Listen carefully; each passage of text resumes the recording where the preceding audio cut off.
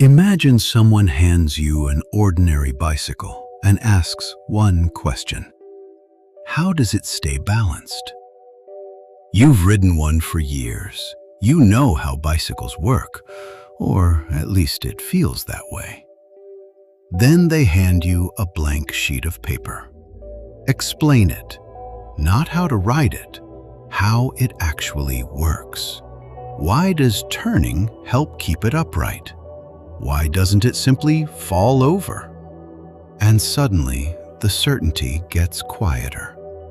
Nothing about the bicycle changed, only your awareness of what you actually know. How many ordinary things feel completely understood until someone asks you to explain them? Every day, we unlock doors, use zippers, adjust thermostats, cross bridges, send messages, and carry phones containing technologies most of us could never build. Familiarity makes the world feel understandable, and most of the time, that's enough. Until someone says, "Explain it."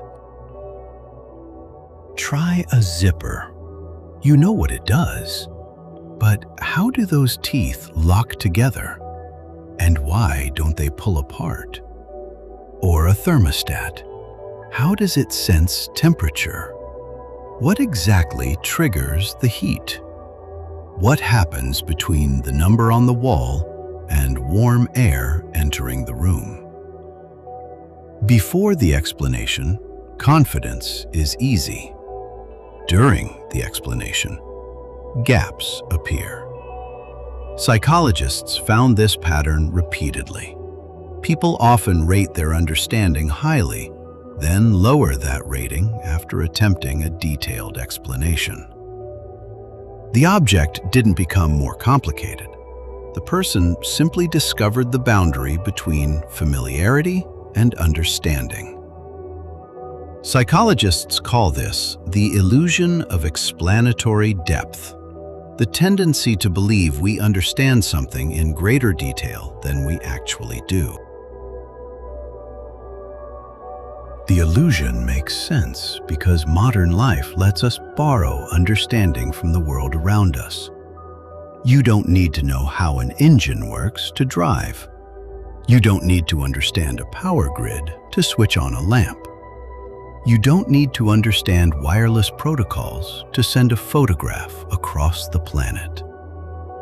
The knowledge exists in engineers, manuals, institutions, machines, and other people. Because that knowledge is available to us, it can begin to feel as though it exists inside us. But access to knowledge is not the same as possessing it. That's why "I know how that works" can survive comfortably until the moment explanation forces the knowledge to become explicit. With bicycles and zippers, the illusion is harmless. But the same feeling of understanding can travel into more consequential territory. A workplace problem seems obvious. A public policy seems simple. A complicated technology seems easy to fix. We can become highly confident in solutions before we've tried to explain the chain of causes that would make those solutions work. The useful question is not, "Am I intelligent enough to have an opinion?" It is, "Can I explain the mechanism well enough to know where my understanding ends?" That question does something valuable. It turns confidence into curiosity, and curiosity creates room for expertise. The best teachers, engineers, physicians, and mechanics often share a habit that can look almost like uncertainty. They ask questions. They test assumptions. They say, "I don't know." Not because they understand less, Because deeper knowledge reveals more edges. The beginner sees a clean answer. The expert often sees interacting systems, exceptions, trade-offs, and unanswered questions. Real understanding does not always make the world simpler. Sometimes it makes the world more interesting.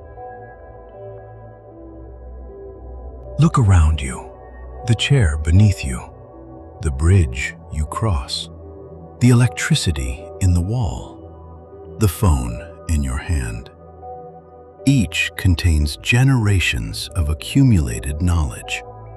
No single person carries the whole explanation, and perhaps that is not a limitation.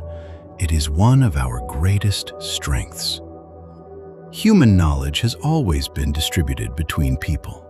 We build on what others discovered.